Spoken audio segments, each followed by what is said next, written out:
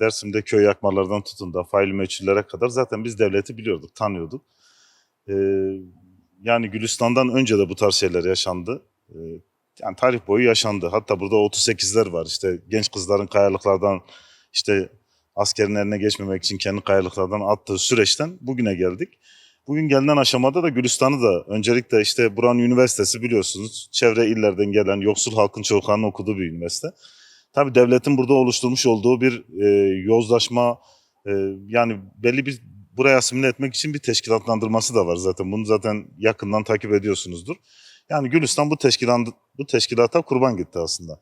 Ama esasen başta bunu şey olarak gösterdiler. Yani işte bir aşk cinayeti, suya atlayan bir insan olarak ama e, ailenin kararlı duruşu ve Dersim Kadın Platformu'nun, Dersim'deki kurumların, Dersim halkının Gülistan'a sahip çıkmasından kaynaklı devlet bunu şey yapamadı. Yani bir türlü unutturamadı. Daha sonra belki de çeşitli Adalet Bakanlığı ile ilgili gelişmelerden gündemi değiştirmek adına olsun, belki başka hesap kitabı adına olsun.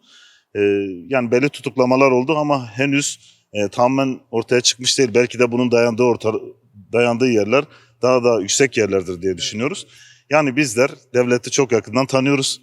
Gülistan'ın katillerini de yakından tanıyoruz ama bizi üzen şeylerden biri de Dersim'deki yerel ayağın da buradaki bu acıları yaşayan, birlikte aynı suyu içtiğimiz, aynı toprakta yaşadığımız, aynı acıları yaşadığımız insanların da bunun bir parçası olması. Kimi ekonomik, kimi farklı nedenlerden kaynaklı böyle bir teşkilatın içinde yer aldılar. Daha önce burada basın açıklamasında arkadaşlarımız belirtti. Yani bir vali düşünün.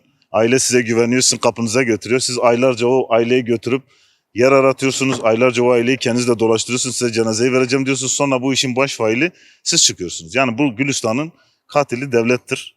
Çünkü buradaki tek yani kayyum olarak atanan Tuncay Söner'in